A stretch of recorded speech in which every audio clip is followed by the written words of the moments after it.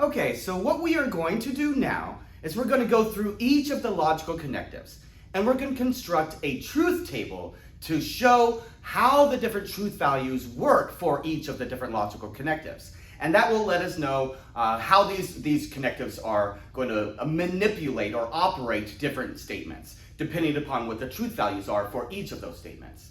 So let's begin with negation. Remember when we had a simple statement, an atomic statement, I'm just going to call it P. Right? When I've got just a simple statement like P, it's not complex, there's no other elements or components of P, then it's only going to have two possible truth values. It's either going to be true or it's going to be false. And that's because the way that truth works, it's binary. It's got either true or it's false. There's no other options. Right? So then what should we do when we negate P? So in order to show how we can negate P, we can actually put together what's called a truth table. So what I'm going to do is I'm going to build a table right here, where on the left-hand side, I still have the only two possible truth values that I have for P, true and false. Now on this side, I'm going to write not P, right? So that's just our P with the logical connective operating on that particular statement. And then I'm going to move the truth values from this side of the table underneath the P to this side. So I want to keep it the same, true and false. Now notice that what the negation actually does is it just flips the truth value, right? So I'm going to write that here just so we make sure we know. Negation changes the truth value, right? So if it was true, then it becomes false. And if it was false, then it'll become true. So that's probably the easiest one to recognize and understand. The negation symbol, the tilde, is operating on whatever is immediately to the other side of it. But notice that we might have some situation like where I've got P or Q, and that's within parentheses, and then I've got the negation here, right? So the negation still is going to operate on this complex statement, right? So notice now we've got a complex statement with P or Q, so we would have to figure out what the truth values are inside of the parentheses first, and then the negation symbol would operate on whatever that happened to be. So negation, again, is perhaps the easiest one to recognize, it's the easiest one to understand because it just changes the truth value. Now let's move on to do conjunction. How does conjunction work? Well, remember what we're dealing with is the dot, so it's P and Q, right? So if we want to figure out how to put together a table for this particular logical connective, I do essentially the same thing. I build a table. On the left-hand side here, I'm going to put the P and the Q. But now, instead of having only two truth values, they've actually increased, they've doubled, right? So it's going to be true, true, false, false. So instead of just the two particular truth values now, I have four. And here it's going to be true, false, true, false. And that actually exhausts the possible truth values for P and Q, right? Mathematically speaking, there are no other ones. So what we're going to do then to figure out what the truth value of P and Q is basically the same thing. We're going to move this column underneath this P, and we're going to move this Q column underneath this Q. So that's the way we'll start. True, true, false, false, true, false, true, false.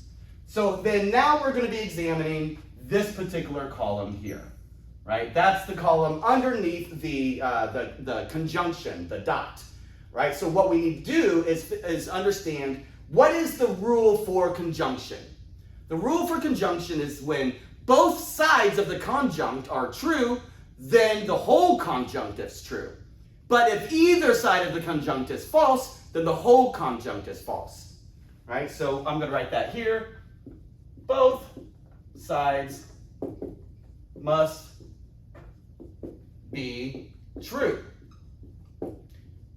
If either side is false, then the whole statement is false. Right, so let's see how that works. Here I've got a true P and a true Q. So the conjunction itself, that whole statement, will be true. That's consistent with our rule. Both sides of the conjunction must be true. Now on this line, I've got a true P and a false Q. And so that tells us that the whole conjunction will be false, right? Because if either side of the conjunction is false, then the whole thing is false. Here I've got a false P and a true Q, so I know that this is going to be false on that line. And finally, I've got two falses, a false P and a false Q, so this whole line is going to be false also. So with regard to conjunction, the only time that it's true is here on the first line. That's the only time when both sides of the conjunction turn out to be true. So that's the rule for conjunction. We already saw the rule for negation. Now we've done conjunction. Next up, let's do disjunction. Let's try to understand what is the rule for the logical connectives that says either this or that, right? The disjunction or. So that's what we're going to look at next. All right, so for disjunction, remember the symbol that we use is that sort of V symbol. It's this or it's that. That's the wedge. So let's look at that. Disjunction, or we might just say the or. The rule here is if either side is true, then the whole statement is true, right? The only time it will be false is when both sides are false. All right, so let's put together a table to demonstrate how disjunction works. All right, so we've got P or Q, right? Now we do the same thing we've done before, where we put together a table. And so here I'm going to have P, and here I'm going to have Q. And once again, now I have to go true, true, false, false, true, false, true, false. Right? So that's similar to what we already saw, right? We just doubled the number of truth values because now we have two different symbols, two different letters, which means we've got two different statements that we're working with. So the number of truth values has increased, it's doubled. And so what we're going to do next is we're just going to move the P column here underneath the P here, and ditto for the Q column. Right? So we've got true, true, false, false, true, false, true, false. All right, so what does the rule tell us to do? It says that the whole thing is true if either side of it is true. Right, so here we've got a true P and a true Q. So with regard to this whole column underneath the or, that will also be true. Here I've got a true P and a false Q. Well, one of the sides is true, so I know that the whole thing is true. Here I've got a false P and a true Q. So again, one of the sides is true, so the whole thing is true. And finally, I've got a false P and a false Q. That's the only time that the whole thing is false, right? That's the only false we have because it's the only situation when both sides turn out to be false. So that's the way that disjunction works. Now let's take a look at what's maybe a little more complicated, maybe a little bit less intuitive. And we've kind of talked about this previously because it really requires that you understand what the antecedent and the consequent are. And so what I'm talking about here is the conditional statement, or also known as the material implication. So let's look at that particular rule and see how it works. All right, so we're turning our attention now to the conditional statement, or we might call it material implication. So what is the rule for the conditional statement? Well, what I want to begin by saying is the only time the whole statement is false is when you have a true antecedent and a false consequent. Right? All other cases will be true. Now, the reason why that seems strange, why a lot of students kind of struggle with this, is because there can be situations where you have a false antecedent and a true consequent, or a false antecedent and a false consequent. And those sort of cases, those situations, the whole darn conditional statement will be true. It will be trivially true, so we need to pay attention to that.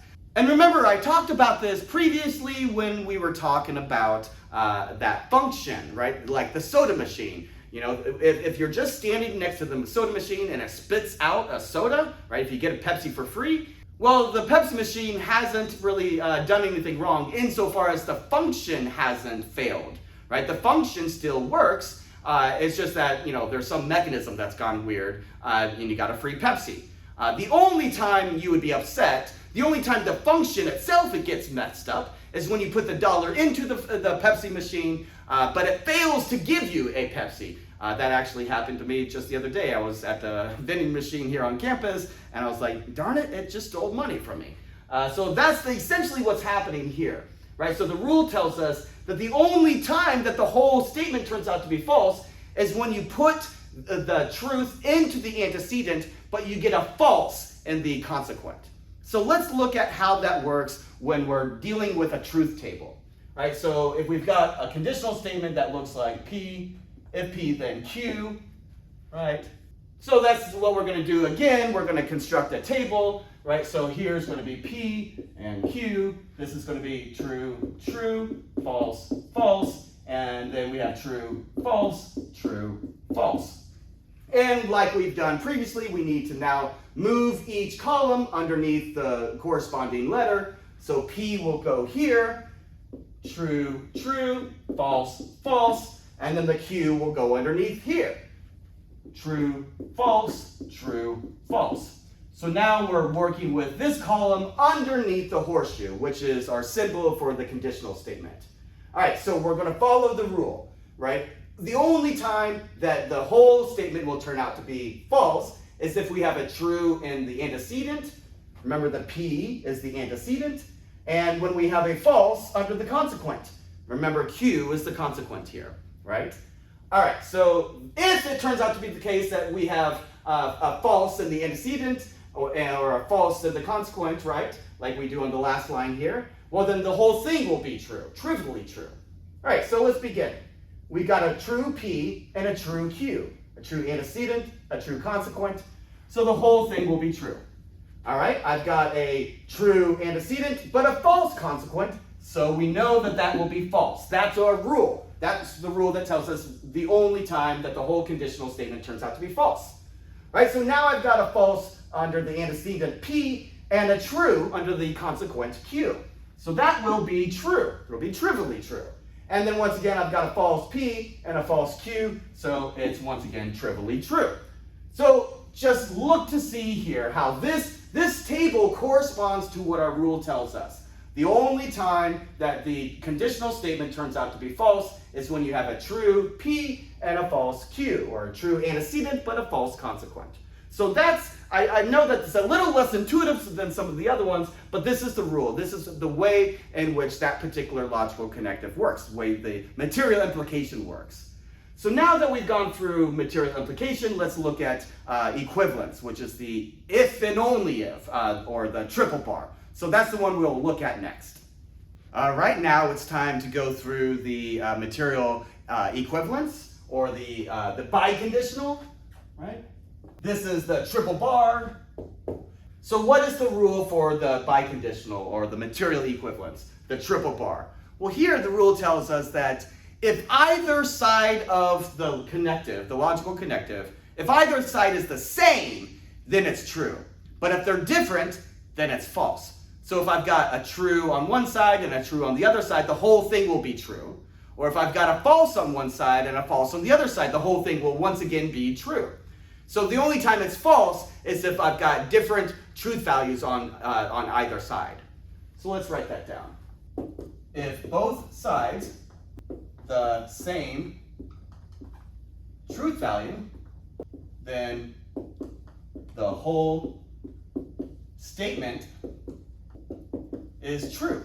If, however, either side has a different truth value, then the whole statement will be false.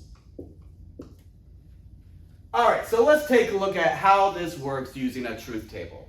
So remember, we're using the triple bar, so that will look like P if and only if Q.